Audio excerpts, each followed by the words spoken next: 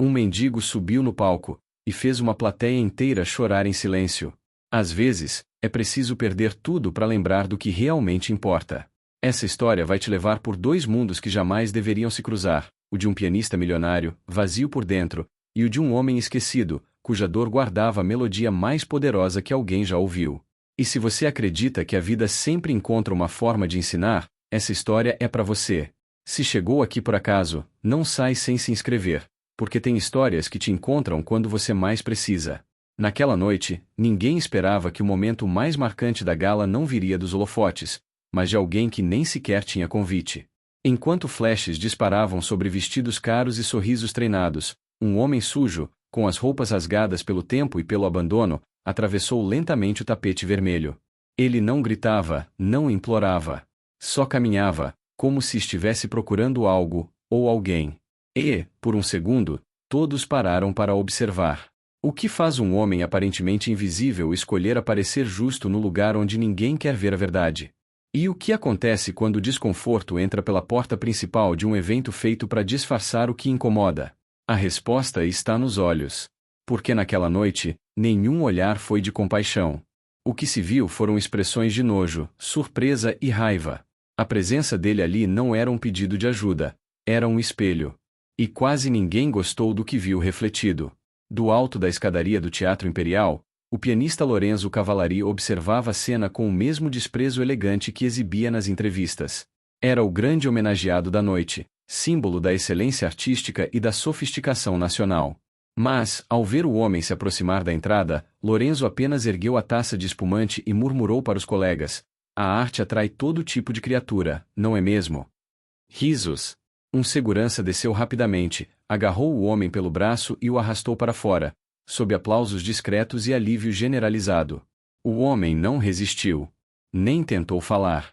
Seus olhos, porém, pareciam gritar. Ele só virou o rosto para trás por um instante, e olhou diretamente para Lorenzo. Um olhar seco, cansado, mas incrivelmente lúcido. Como se dissesse: "Você não sabe quem eu sou. Mas deveria saber." Foi só um segundo. Mas suficiente para Lorenzo perder o riso. O pianista abaixou os olhos, incomodado, sem saber explicar o porquê daquele desconforto repentino. E o homem desapareceu pela noite, como um fantasma que, por acidente, cruzou o mundo dos vivos.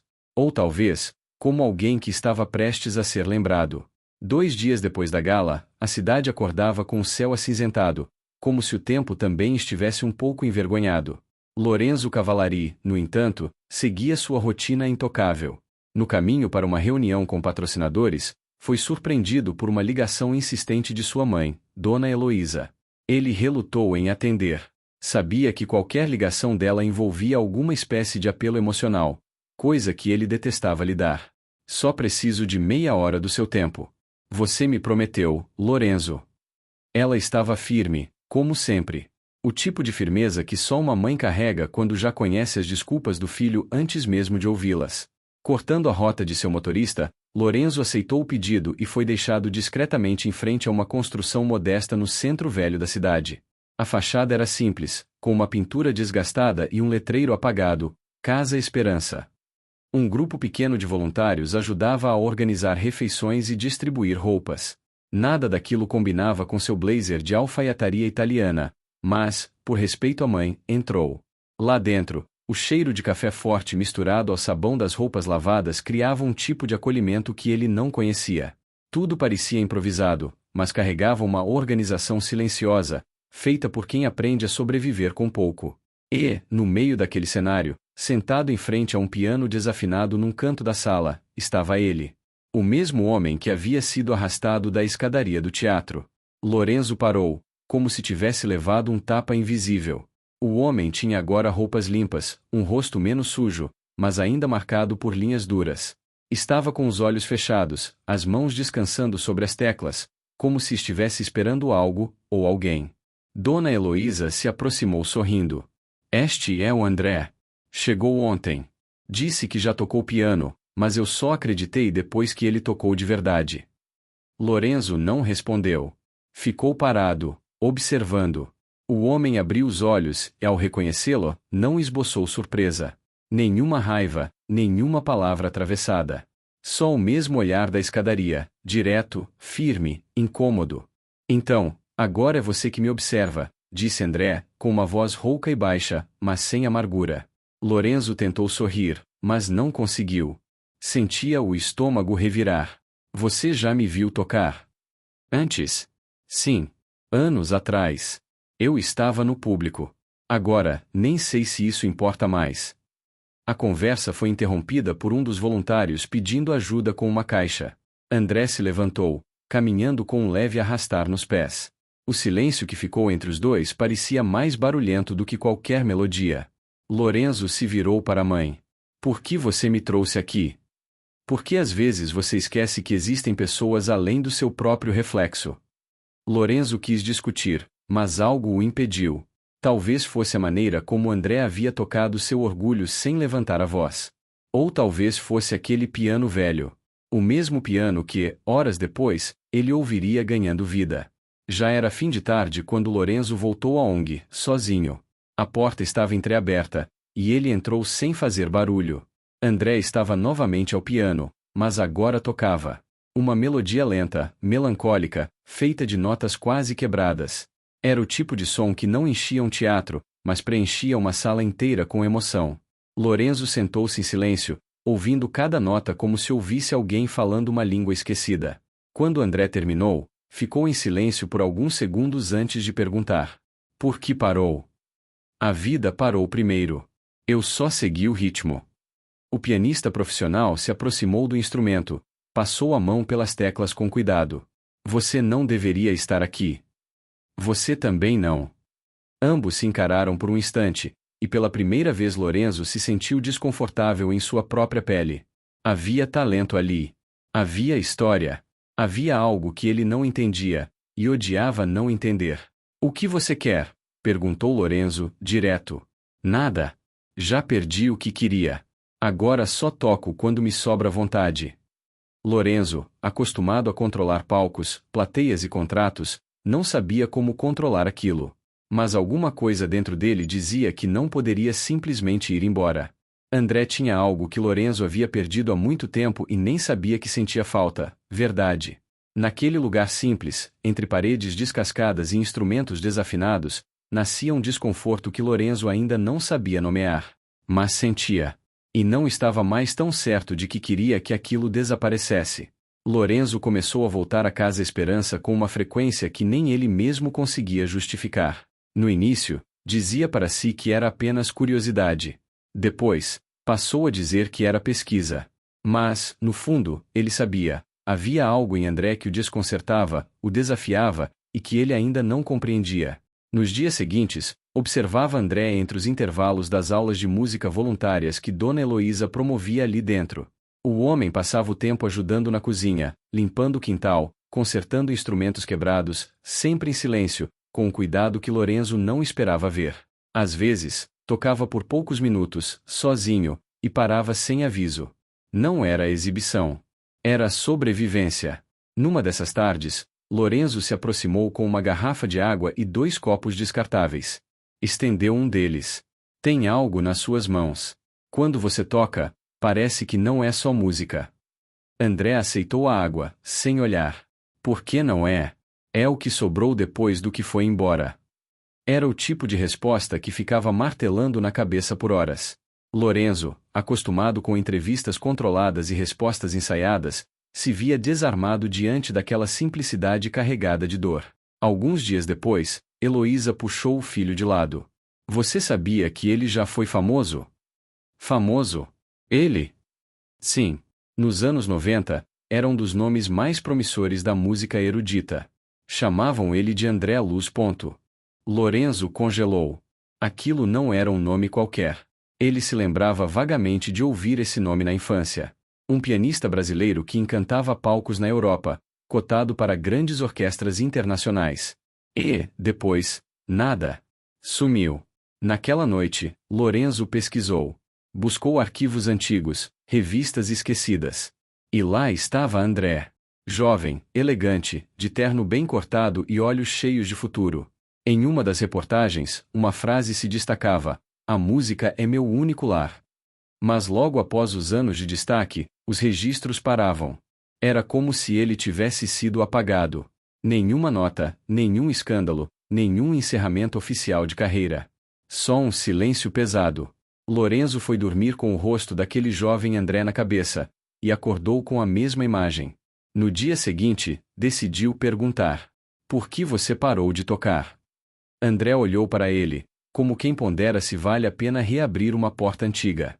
A vida não me pediu permissão para quebrar tudo o que eu era. Um dia você tem um lar, tem alguém que acredita em você. No outro, você acorda com o telefone tocando e uma notícia que te arranca do chão. Lorenzo esperou, sem interromper. Minha esposa morreu num acidente enquanto vinha me assistir em um concerto. A filha dela, minha enteada, estava com ela. As duas se foram no mesmo dia. Eu tava de smoking, tocando Rachmaninoff, enquanto minha família morria do outro lado da cidade. Ele não chorou. Só baixou os olhos. Depois disso, o piano virou uma lembrança cruel. Cada tecla parecia gritar o nome delas. Tentei continuar, mas tudo soava vazio. E o mundo não espera você se curar. Só cobra. Lorenzo não sabia o que dizer. O peso daquela confissão o esmagava por dentro.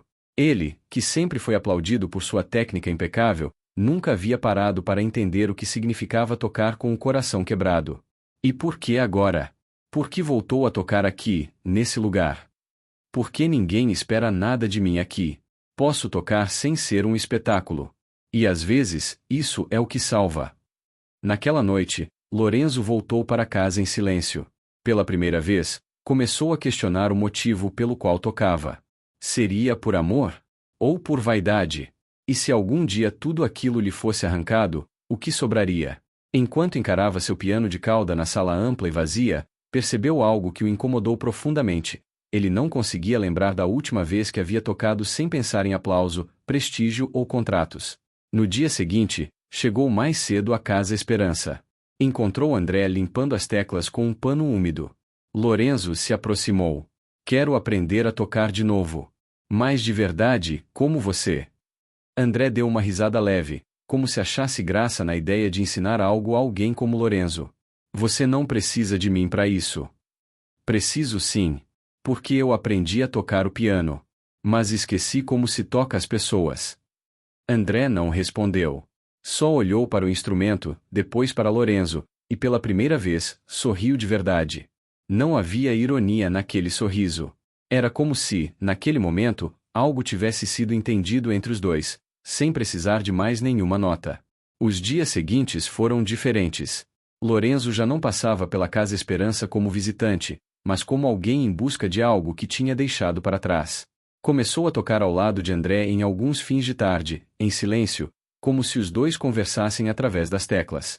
A música que saía daquele piano velho não era perfeita, nem limpa, mas tinha uma alma que Lorenzo não sentia há anos. Foi Dona Heloísa quem teve a ideia, um concerto beneficente, organizado pela ONG, com participação dos dois pianistas.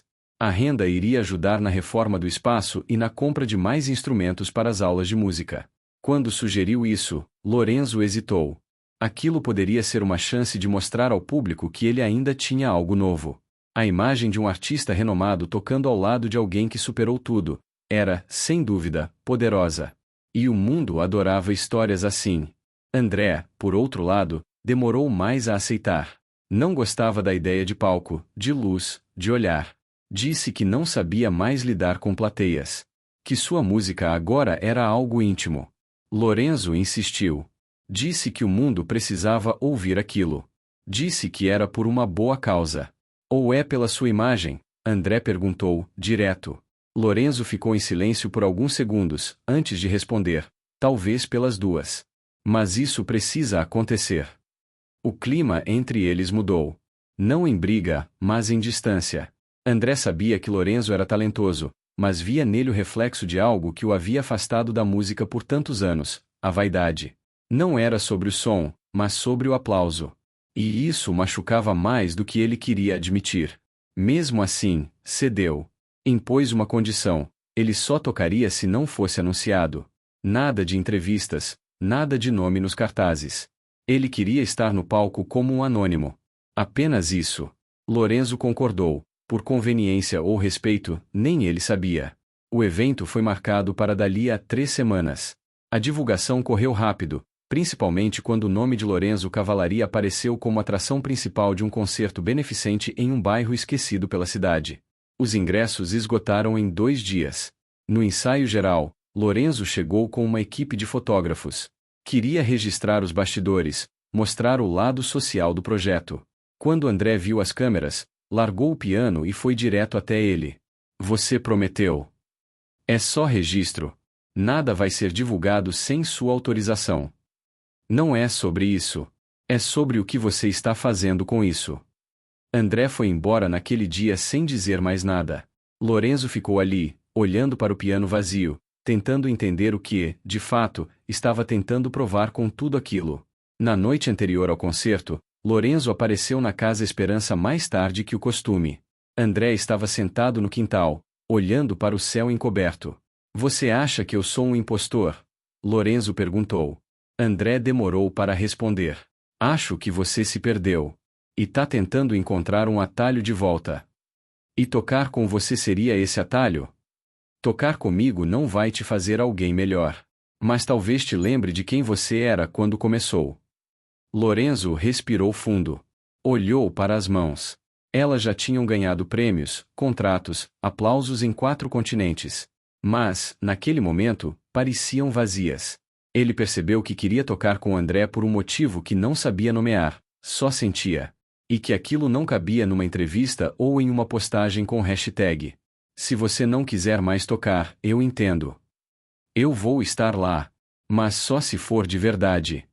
Na noite do concerto, a sala estava cheia. Gente simples misturada a curiosos, jornalistas, músicos, empresários, professores. Lorenzo subiu ao palco primeiro, sozinho.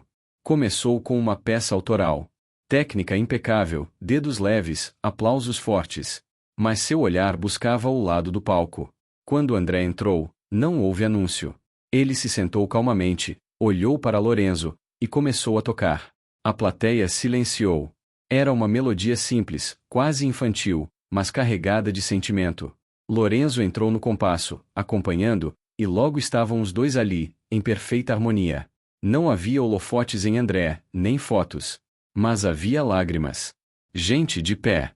Uma criança, lá no fundo, batia palmas antes do tempo, sorrindo. E Lorenzo, pela primeira vez em muito tempo, se permitiu sentir. Não como artista, mas como ser humano. Quando a música terminou, o aplauso veio. Forte, verdadeiro. E ninguém sabia o nome do homem que tinha acabado de transformar aquele lugar inteiro com apenas suas mãos e sua dor. Mas ele não precisava ser lembrado. Bastava ter sido ouvido. A última nota do piano pairou no ar como se o tempo tivesse parado por respeito. Por alguns segundos, ninguém na plateia ousou se mover. Não houve gritos. Não houve alarde. Só o som da respiração contida de dezenas de pessoas tentando processar o que tinham acabado de presenciar. Foi Lorenzo quem, sem precisar combinar, se levantou primeiro e olhou para André com um pequeno aceno. O público, aos poucos, fez o mesmo, se levantou. O aplauso que veio depois não parecia um gesto educado. Era o tipo de reação que nasce no peito, quando a alma reconhece algo que não tem nome, mas tem verdade. André, de cabeça baixa, permaneceu sentado, as mãos ainda sobre as teclas. Seus ombros tremiam levemente, como se aquilo tivesse sido mais do que uma apresentação. Foi. Não era sobre técnica. Não era sobre fama. Era sobre memória. Sobre coragem. Sobre tocar de novo, mesmo que algo dentro ainda doesse. E ele havia conseguido. Lorenzo se aproximou, abaixou-se ao lado dele e disse, sem microfone, sem pose, agora eu entendo. André não respondeu. Mas o olhar dele dizia tudo. Havia um alívio ali. Uma espécie de paz cansada, de quem enfrentou o próprio abismo e voltou com vida. Depois do concerto, a sala foi esvaziando aos poucos. Pessoas vinham agradecer, abraçar, elogiar. Muitos queriam saber quem era o homem que havia tocado com Lorenzo. Mas ele já havia saído. Sem chamar atenção, sem se despedir. Como se tivesse feito o que precisava e não quisesse nada em troca. Lorenzo procurou por toda a ONG naquela noite, mas só o encontrou no dia seguinte, sentado no mesmo banco de madeira no quintal, olhando o céu, como de costume. O ar estava fresco, e uma leve garoa caía, como se até o tempo tivesse se comovido. Você sumiu rápido ontem. Eu fiz o que tinha que fazer. E agora? Agora eu só quero voltar a viver com leveza. Não preciso mais fugir do piano. Mas também não preciso mais provar nada para ninguém. Lorenzo se sentou ao lado dele, em silêncio. Pela primeira vez em muitos anos, sentia que não era o centro de algo, e isso o deixava bem. Não precisava impressionar. Não precisava performar. Ele estava apenas ali, presente. Sabe, quando eu era criança, meu pai dizia que música era para agradar os outros. Hoje, depois de tocar com você, eu entendi que ela serve para curar o que a gente nem sabe que está quebrado. André soltou uma risada leve. Seu pai estava errado. Mas você estava mais ainda. Ambos riram, sem culpa. Nos dias que seguiram, a repercussão do concerto foi maior do que se esperava. Sites de cultura comentavam sobre a emoção da noite. Alguns colunistas apontavam a ousadia de Lorenzo em dividir o palco com um anônimo. Nenhuma matéria citava André por nome. Ele não estava em nenhuma imagem, nenhum vídeo. Mas quem esteve lá jamais esqueceria. Dona Heloísa comentou que os pedidos por novas aulas de piano aumentaram na ONG. Crianças do bairro vinham com olhos brilhando, querendo aprender a tocar como o homem do concerto. Algumas levavam os irmãos menores pela mão, outras traziam teclados quebrados, pedindo concerto. André começou a ensinar. Sem currículo, sem salário, sem holofote. Só com paciência. Com atenção. Ele ensinava com o coração, e isso bastava. Já Lorenzo recusou 3 convites para turnês internacionais nas semanas seguintes. Disse que precisava de tempo. Começou a visitar escolas públicas, levou pianos doados, se apresentou em praças. Era um novo caminho. Um caminho sem palco fixo, mas com propósito. Pela primeira vez, sentia que estava tocando não porque devia, mas porque queria. Num sábado de manhã, durante uma aula na ONG, uma menina de cabelos cacheados levantou a mão e perguntou para André: "Você já foi famoso?" Ele pensou por um instante e respondeu, com um sorriso tranquilo: "Não. Mas já fui lembrado." A menina franziu a testa, sem entender, e voltou a tocar. André ficou olhando para ela e, por um instante, se deu conta de que não precisava de mais nada. Tinha reencontrado o que a vida havia lhe arrancado anos atrás, o sentido. E foi nesse silêncio, o que vem depois do barulho, depois do aplauso, depois da dor, que tudo fez sentido. Porque algumas músicas não precisam de plateia. Precisam só de alguém que esteja disposto a ouvir. Quantas vidas incríveis estão escondidas atrás de um olhar que ninguém mais enxerga? Me conta, quem já tocou sua alma sem precisar dizer uma palavra?